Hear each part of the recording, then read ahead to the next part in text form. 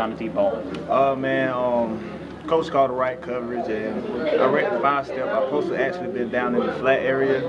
Read the 5-step, kind of synced, and once the ball in the air, try my best to turn it to the receiver and attack it at the highest point.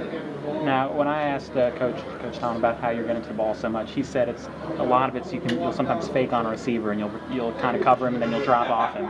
You can talk about how you're making those decisions, kind of drop off your receiver and kind of fly out. Well, I trust my speed. I put a lot of training to get faster in the off season, doing different drills as far as like running hills and sand pits, and once the ball in the air, I try to sit a little bit on my man, kind of get the illusion of the quarterback that he has him open and try to bail it at the right moment. If I time it up well, I normally come down with the ball. How was that? If you could talk about your reaction to that play by LJ right before the half, huge play, huge momentum turner to get that pick and run it back. If you could talk about that. It was awesome. We was in a rear cross coverage, pretty much mean whatever receiver come in your zone, you take them.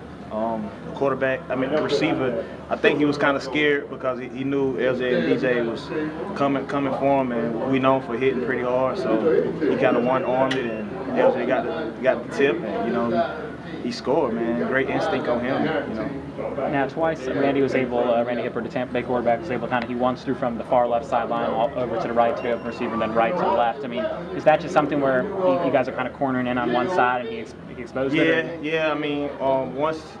Once the flow, the momentum started shifting towards one side, we kind of talked to squeeze.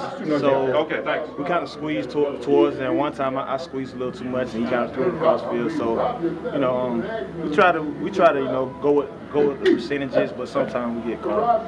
And now, this is obviously an aggressive. I think that to me that's just part of being an aggressive defense. You guys are among the league's most. If you could just talk about that mentality. You guys are willing to press cover, take the risks. You can talk about what this kind of defense goes out. It doesn't seem like you guys are into playing it safe and just covering. Yeah, we trust in our scheme. The coach put together a good scheme, and we watch a ton of film. We're a close-knit group at DBs, and trusting each other, and trust we're gonna be where we need to be when we need to be there.